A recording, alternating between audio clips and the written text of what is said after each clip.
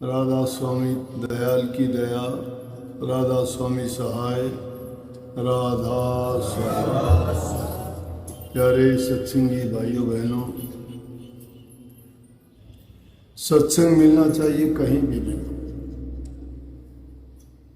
सत्संग पर अमल करना चाहिए। सत्संग जीव के कल्याण के लिए, हित के लिए, भलाई के लिए और उसके जीवन को सुधारने के लिए होता है।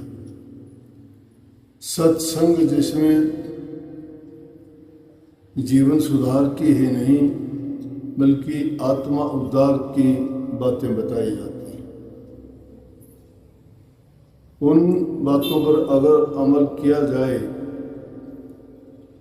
तो जीवन निश्चित रूप से सुधर भी जाता है और वो जीव इस संसार में जिस उद्देश्य के लिए आता है वो उद्देश्य भी पूरा हो जाता है। लेकिन सत्संग के लिए लगन होनी चाहिए। लगन के बिना तो कोई काम नहीं होता। कोई भी काम करना चाहते हैं, जब तक हम उसमें दिल नहीं लगाते, उसके लिए मेहनत नहीं करते, तो उससे हमें लाभ नहीं बल्कि नुकसान बेशक। और सत्संग तो ऐसी चीज है जिसमें किसी भी प्रकार से नुकसान तो होता ही नहीं है।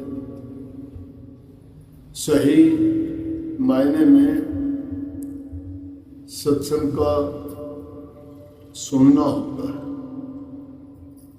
सत्संग देखना नहीं होता बल्कि सुनना, सुन के उस पर गौर करना है। स्वामी जी महाराज ने सार वचन में बड़े साफ शब्दों में कही है कि संतों के सत्संग में जाके पहला काम है दर्शन करना, उसके बाद है वचन का सुनना, तीसरी बात आगे कही कि उनको सुन सुन के मन के अंदर रखना और आगे है उस पर अमल करना। अमल करने का मतलब है जीवन में उतार लेना। जब तक उन बातों को हम अपनाते नहीं हैं, उन पर अमल नहीं करते हैं, तो चाहे सत्संग सारी जिंदगी सुनो, उसका उद्धार कल्याण नहीं होता। परंतु इसमें मन लगना बड़ा कठिन होता है। मन लगना इसलिए कठिन होता है कि इसमें कोई रस, आनंद और स्वाद दिखाई नहीं देता।